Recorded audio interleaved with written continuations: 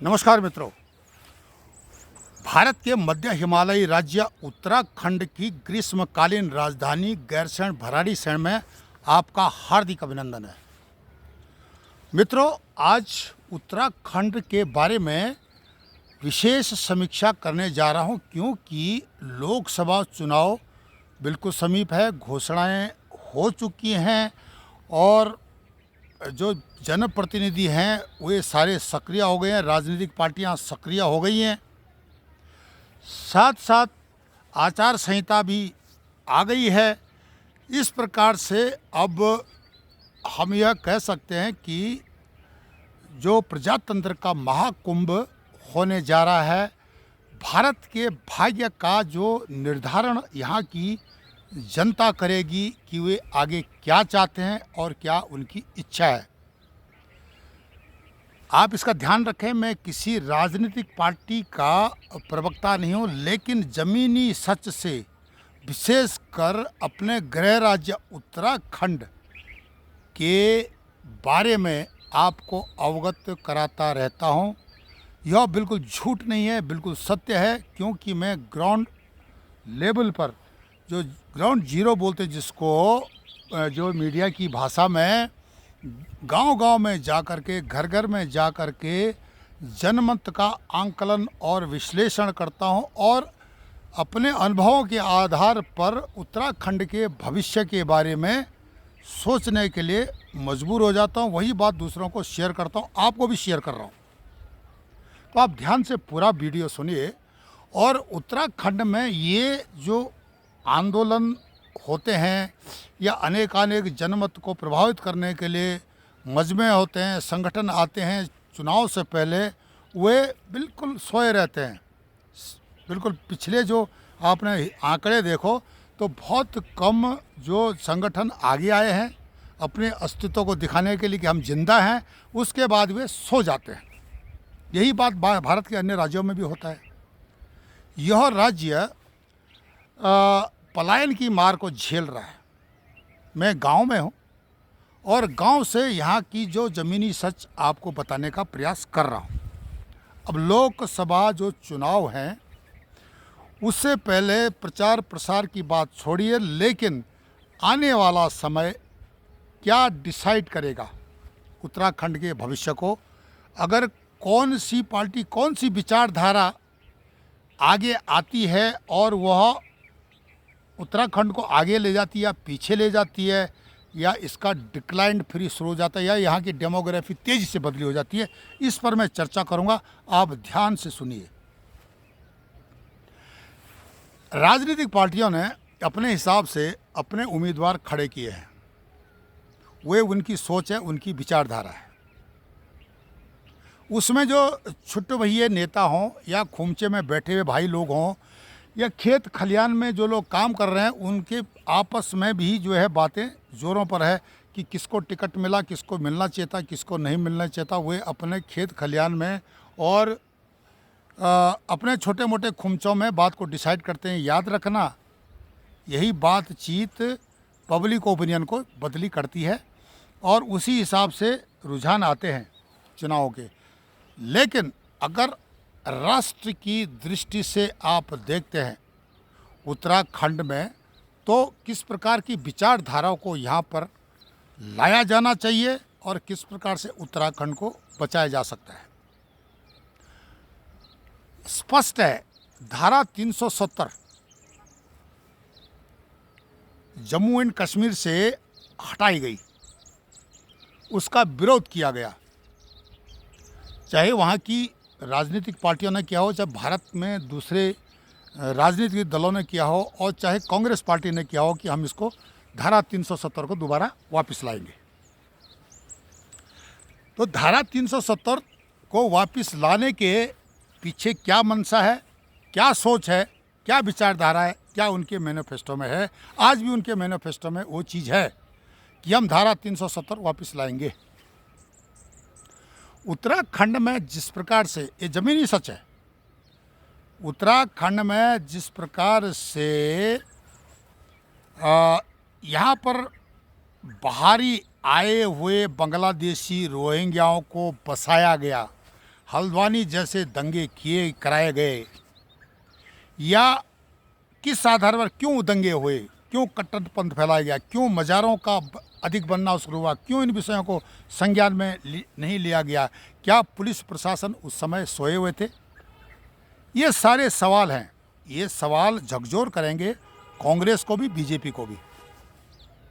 जनप्रतिनिधियों की क्या भूमिका होती है, या जो पुलिस प्रशासन या जो छोटे नेता हैं, जो वहाँ पर स्थानीय नेता होते हैं, वे इन चीज़ों को नहीं देखते हैं, या उनके भी मुँह जैसे घूस दे करके बंद किए जाते हैं कि भाई बताना नहीं हम गलत काम कर रहे हैं, या वे अपने वोट बैंक को ख़त्म होने के डर के कारण इन चीज़ों को आगे नहीं लाते हैं।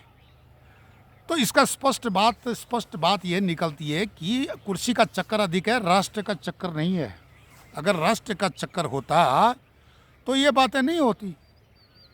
उत्तराखंड में जनप्रतिनिधि आपका अच्छा हो सकता है, इसमें कोई शक नहीं, किसी भी पार्टी का अच्छा हो सकता है, पर लेकिन उस पार्टी की विचारधारा आप देखो कि वो पार्टी की विचारधारा क्या है, वो जनप्रतिनिधि क्या कर लेगा। अगर उनकी सरकार बनती है इस प्रकार की विचारधारा वालों की, तो वे क्या गुल खिलाएंगे केंद्र में जा कर के।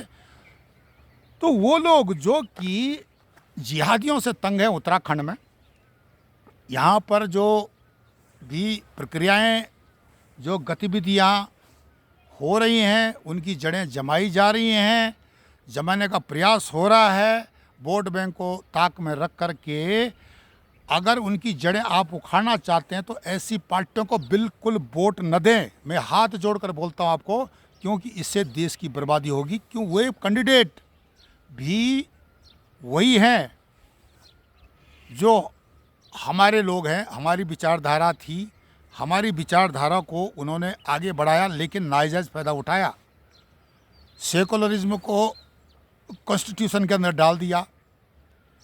हमारे जो विभूतियां हैं, जिनकी हमारे प्राचीन आध्यात्मिक जो शक्तियां थी, उनके चित्र लगे थे, उनको वहाँ से हटाया गया। इसके अलावा जो सनातन के मंदिरों का जो पैसा है, उसका दुरुपयोग आज भी हो रहा है। और इसकी शुरुआत कैसे हुई थी, इसको रोकने के लिए उपाय क्या कौन सी पार्टी कर सकती है? क्या राम मंदिर को बनवाने वाली पार्टी इसको लाएगी कि सनातन धर्म के जो भी मंदिर हैं, वहाँ का पैसा जो जिस प्रकार से सरकार के खजाने में चले जाता है, उसको रोकने के लिए कानून बनाना पड़ेगा और कॉन्स्टिट्यूशनल अमेंडमेंट करने पड़ेंगे। ये वो पार्टी, क्या कांग्रेस इसको एक्सेप्ट करेगी? बिल्कुल नहीं करेगी।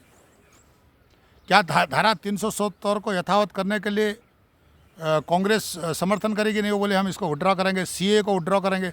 सीए का अर्थ ये हुआ कि जो सताए हुए हिंदू, बौद्ध, जैन, आर्य समाजी, क्रिश्चियन, ईसाई इत्यादि जो भी हैं वहाँ के, बांग्लादेश, पाकिस्तान या अफ़गानिस्तान के, उनको भारत में नागरिकता देना। और वो पहले से यहाँ पर बैठे हुए हैं बेचारे, उनके पास नागरिकता नहीं है, मूलभूत सुविधाओं के लिए उनको तड़पना पड़ता है।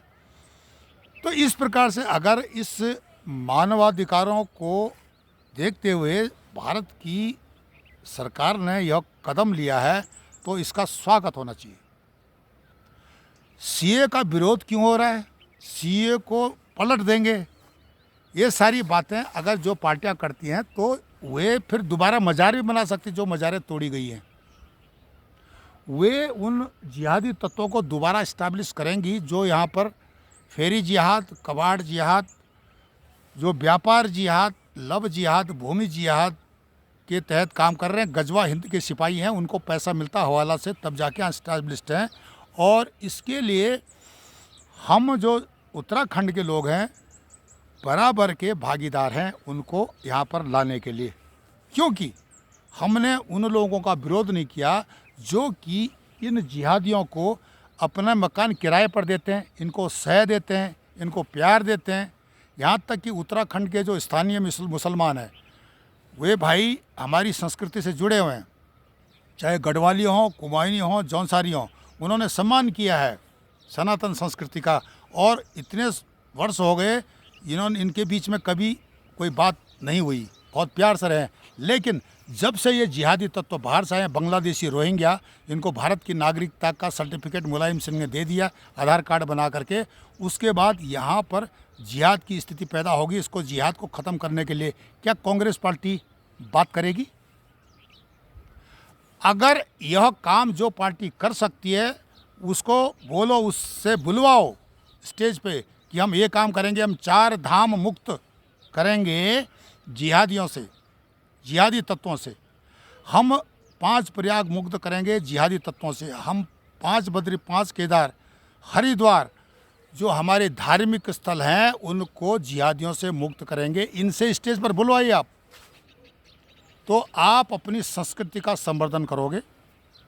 आप युद्ध स्तर पर उस विचारधारा के खिलाफ लड़ोगे जो कि भारत के राष्ट्रवाद पर प्रहार कर रही है। इस प्रकार से आप जितने भी उत्तराखंड के भाई लोग हैं वे इसका विरोध नहीं करते, जो मकान किराए पर दे रहे छोटे छोटे लालच में करके। उनको पता है ये जो जिहादियों को जो तुम मकान दे रहे हो ना अपना, ये तुम्हारे घर पर ही पहले सबसे पहले जिहाद करेंगे। वे गढ़वाली, कुमानी, जौनसारी मुसलमान भाई लोग जो संस्कृति से जुड़े हैं उन पर भी जिहाद हो रहा है। वो मजबूर हैं इनको सह देने के लिए, क्योंकि ये फंस पड़े हैं बीच में, उनको भी बचाना हमने है। तो ये सारी चीज़ें यहाँ पर उत्तराखंड में चल रही हैं। अगर विचारधारा, अपनी सोच को उत्तराखंड के लोगों को बदली करनी पड़ेगी। अगर आप अपनी सोच को बदली नहीं करोगे तो बहुत बुरी तरह मारे जाओगे। आपको बेघर होना पड़ेगा, जैसे कश्मीरी हिंदू बेघर हुए थे। कश्मीरी पंडित बोल बोल करके दुनिया का ब्रेन वॉश किया। वहाँ पर राजपूत, बनिया, सारी जातियाँ हिंदुओं की विस्थापित हुई थी, वहाँ से सब भागे थे, सनातनी भागे थे। वही हालत यहाँ उत्तराखंड में भी होने वाला है। सीए की तर्ज पर यहाँ भी इस प्रकार का एक कानून उत्तराखंड सरकार को लाना पड़ेगा कि यहाँ पर जिस प्रकार के तत्व हैं, जिहादी तत्व हैं, अपने जड़ें जमा कर बैठे हैं, इनको आउट करो। निश्चित ही अगर यहाँ पर जो शांतिपूर्वक रहने वाले सनातनी हैं उनको, अगर वो रहते हैं तो उन पर कोई प्रहार न किया जाए। जिहादी तत्वों को यहाँ से पहले आप हटाइए तो यह राज्य जो है शांत रहेगा। आप अपनी सोच बदलो, देसी पहाड़ी की बात में मत आओ, कुमानी, गढ़वाली, जौनसारी की बात में मत आओ, भाषावाद के बारे में मत आओ, ये तुमको बर्बाद कर देंगे। जातिवाद फैला करके चौड़ा मत होइए। अगर आपको ठाकुर साहब बोल दिया तो उसके पीछे उसका राज है। क्यों ठाकुर साहब बोल रहा हो जिहादी आपको, क्यों पंडित जी बोल रहा हो आपको, वह आपको बंटवाना चाहता है। मैं बताऊंगा आपकी यहाँ उत्तराखंड में बेटियाँ क्यों कम हो रही हैं, इसके पीछे क्या राज है, इसको गहराई से बताऊंगा। ज़मीनी स्तर पर तर्क संगत दूंगा आपको यहाँ पर उत्तराखंड में क्या चल रहा है। अगर आप हमारी बात को समझते हैं तो इस बात को आप सोच समझ करके, जो पार्टी को अगर बोलती है इस प्रकार के विचारधारा जो मैं बता रहा हूँ लाती है उत्तराखंड में, तो उसको वोट दें, उसको प्रतिनिधित्व दें। ज़रूर दूसरी पार्टियों के पास योग्य जनप्रतिनिधि हो सकता है, अच्छा योग्य हो सकता है, पर लेकिन उसकी पार्टी की विचारधारा कैसी है, आपको काटने वाली। तो आप अपने को क्यों कटवा रहे हो, अपने पैरों में क्यों कुल्हाड़ी मार रहे हो। उस विचारधारा का उत्तराखंड से बहिष्कार करें जो सनातन की जड़ों को खोखला करने में लगी हुई है और जिन्होंने कहीं भी कसर नहीं छोड़ी कि सनातन की जड़ें खोखली की जाए। उन पहाड़ियों से मेरा अनुरोध है जो कि प्रवासी हैं, वे अपने लोगों को बताएं। और वे देख रहे हैं किस प्रकार से मुंबई, कलकत्ता, दिल्ली, कहाँ कहाँ बैठे हैं, जोधपुर, जयपुर, जहाँ भी बैठे हुए हैं, लखनऊ में बैठे हुए हैं, वे स्थिति को अच्छी तरह समझते हैं कि उनके साथ क्या गुजर रही है। बहुत बेहतर है कि यहाँ उत्तराखंड में रहो, शुद्ध जल, शुद्ध हवा, शुद्ध पानी है यहाँ पर, खुश रहो, अपनी जड़ों को मजबूत करो, अपनी पहचान को विस्थापित मत होने दो, मत रोहिंग्या बनो, मत बांग्लादेशी बनो और मत किसी भी प्रकार के विघटनकारी बहुमत का साथ दो। यही समय की पुकार है, आपके अस्तित्व को बचाने के लिए यही काम कर सकता है। उत्तराखंड के तमाम जितने भी प्रवासी हों, या यहाँ पर उत्तराखंड में रह रहे हों, उनको अपनी पहचान की कोई चिंता नहीं है। कई लोग तो ये हैं कि उनको पैसा चाहिए, तुम्हारी पहचान जाए कहीं भी। उनको अपने खेत रोहिंग्या को बेच करके देहरादून में मकान बनाना है, दिल्ली में मकान बनाना है, उनको जो है बाहरी अन्य राज्यों में जाना है, पर लेकिन उत्तराखंड में नहीं रहना है। जबकि उत्तराखंड इतनी अच्छी जगह है कि यहाँ पर बाहर के लोग आने के लिए लालायित हैं। दो अंतर्राष्ट्रीय सीमाओं से घिरे हुए इस मध्य हिमालय राज्य की सुरक्षा भी बहुत संवेदनशील है। केंद्र सरकार को यह विषय संज्ञान में लेना पड़ेगा। इसके लिए विशेष कानून बनाने पड़ेंगे, भू कानून बनाना पड़ेगा। जो भू कानून वाले जो लेकर के घूम रहे हैं वो गलत नहीं है, बशर्ते कि उसमें जो है जिहादी सोच के लोग भी हैं, उसका समर्थक भी हैं, वामपंथी भी हैं, चीन जैसी सोच वाले लोग भी हैं। लेकिन भू कानून बनाने से ये फ़ायदा होगा कि यहाँ पर जितना भी जो रोहिंग्या बांग्लादेशियों का अड्डा बन रहा है ये स्वतः ही नष्ट हो जाएगा। सरकार को आगे आना पड़ेगा। ये कूड़े कबाड़ का प्रबंधन खुद सरकार अपने स्तर पर स्थानीय युवकों को सिखाए और रोज़गार दे, उसका प्रबंधन खुद करे। क्यों गजवा हिंद के सिपाहियों को यहाँ की डेमोग्राफी चेंज करने के लिए भेजा गया है? क्यों उन लोगों पर शिकंजा नहीं कसा जा रहा है जो कि ज़मीनें बेच रहे हैं रोहिंग्या बांग्लादेशियों को या दूसरे भारत विरोधी तत्वों को? उनको अपना मकान किराए पर क्यों उनका बहिष्कार नहीं करते हैं तुम लोग? क्यों वामपंथी इस विषय पर चुप हैं? हमारा सवाल है, अगर आप चाहते हो अस्तित्व उत्तराखंड का, तो ये छोटे छोटे आंदोलन लेकर के कोई बिगड़ने वाला नहीं है। हम उस पार्टी का साथ देना चाहिए, हम उत्तराखंड वालों को, जो कि हमारी विचारधारा का समर्थन करती है, जो हमारी विचारधारा का सनातनी उत्तराखंडी का समर्थन करती है, यहाँ के अस्तित्व का समर्थन करती है, यहाँ की संस्कृति का संवर्धन करने का समर्थन करती है। हमें उस पार्टी का साथ देना है। और अगर आप नहीं देते तो खुद के पैर में कुल्हाड़ी मारते हैं। ऐसे लोगों को सत्ता अगर आप लाते हो जिनके द्वारा की विघटन होता है, सामाजिक विघटन होता है, हमारा अस्तित्व खतरे में जाता है, तो कोई फ़ायदा नहीं। चाहे कितना भी अच्छा लीडर हो, उस लीडर का कोई फ़ायदा नहीं है, क्योंकि उसकी विचारधारा उसी की है।